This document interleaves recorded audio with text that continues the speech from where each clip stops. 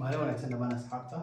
Waxaan maanta ka jawaabi doonaa su'aal aad in badan i weydiinayseen oo ah sidee baan lacagta noogu jirta ama saadkeega ama cash ku haysano sidee baan ugu iibsan karnaa memecoin-ka. So process-ka from lacagta adiga aad haysatay saadkaaga ama edahabka kugu jirta ama account-nadaada bangiga kugu jirta ilaa iyo aad memecoin ku iibsanayso. So marka koowaad waxaad u baahan tahay lacagta kugu jirta account-kaaga inaad soo geliso crypto ama aad iibsato stable coin. Stable coin waxa weeyaan halkii dollar wuxuu leeyahay hal coin oo coin-kaad iibsanayso ama USDT ha noqoto ama USDC ha noqoto.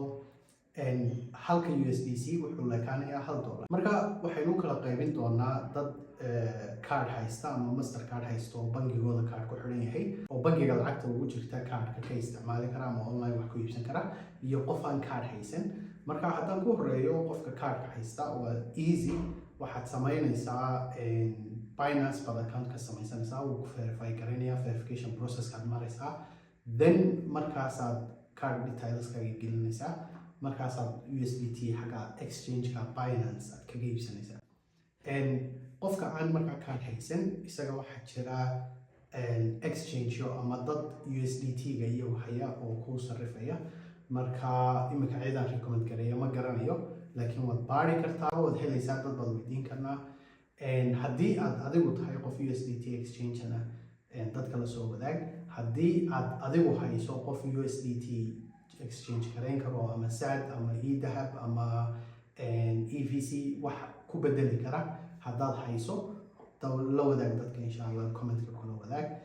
Marka lacagtaadii waa inaad exchange ama aad crypto soo gelisaa marka hore ama qof exchange sameeyo oo maaragtay la garanayo Zaadka u dirto ha noqdo ama exchange-ka Binance oo aad cardka isticmaasho ha noqdo.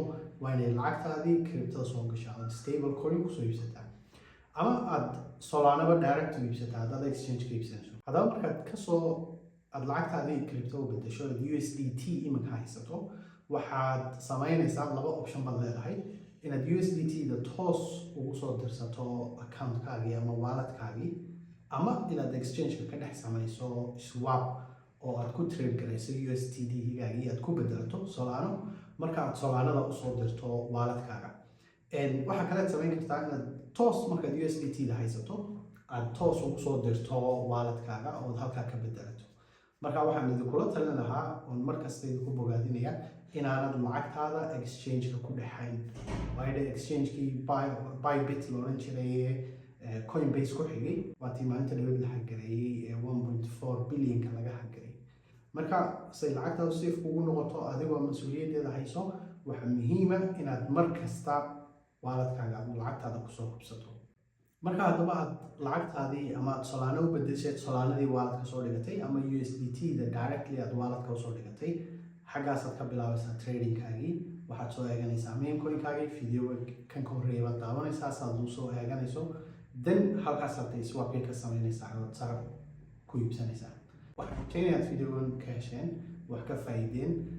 videoga dambe insha Allah waan soo gelin doonaa. marka saanu kuu dhaafin subscribe taabo channel-keere subscribe-ta ku agyaalana garaac saad markasta YouTube ku notify garay markaan video soo geliyo. mahadsantiin.